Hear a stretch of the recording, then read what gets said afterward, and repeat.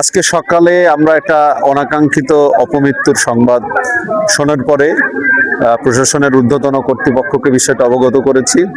আমরা লাশের কাছে ছুটে এসেছি। এখানে আইন শৃঙ্খলা রক্ষাকারী বাহিনীর সদস্যরা আছে। আমরা যতটুকু জানতে পেরেছি লাশটা শনাক্ত করা সম্ভব হয়েছে।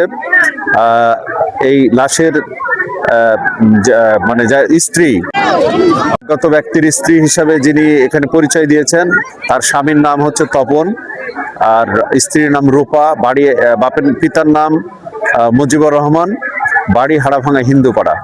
আমরা যতটুকু লক্ষ্য করেছি, লাশ যেহেতু উপুর হয়ে পড়ে আছে, আমরা এখনো লাশটার বডিটাকে পুরো ঘুরায় দেখতে পারি নাই। আমরা অপেক্ষা করছি ওসি সাহেব বা পুলিশের ঊর্ধ্বতন কর্তৃপক্ষ আসলে লাশটা আমরা তখন চূড়াতাল দেখে বুঝতে পারবো। তবে প্রাথমিক ধারণায় যেটা মনে হচ্ছে, তার শরীরে রক্তের চিহ্ন আছে, তাকে হয়তো ধারালো কোনো অস্ত্র দিয়ে আঘাত করে হত্যা করা হয়েছে।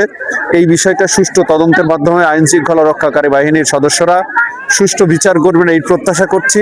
আর আমরা প্রত্যাশা করি যে কোনো মৃত্যুই আমাদের জন্য কষ্টের, তবে এই সমস্ত মৃত্যুগুলো আমাদের আরো কষ্ট বয়ে নিয়ে আসে। যেহেতু এই ব্যক্তির ছোট্ট একটি বাচ্চা আছে, আমরা যেটা দেখেছি তার বয়স 25 থেকে 27-এর মধ্যে।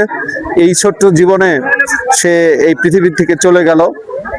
আমরা অনুরোধ রাখবো যে এরকম অনাকাঙ্ক্ষিত কোনো মৃত্যু যেন আমাদের কষ্টের কারণ না হয়, এবং আইন শৃঙ্খলা বাহিনীর সদস্য সহ সমস্ত ব্রাঞ্চের প্রতি আমাদের যে অনুরোধ, সুষ্ঠু তদন্তের মাধ্যমে এর দায়ী ব্যক্তিদের শনাক্ত করে দৃষ্টান্তমূলক শাস্তির ব্যবস্থা যেন হয়, যাতে করে আর কেউ এরকম অনাকাঙ্ক্ষিত কোনো হত্যাকাণ্ডের শিকার না হয়।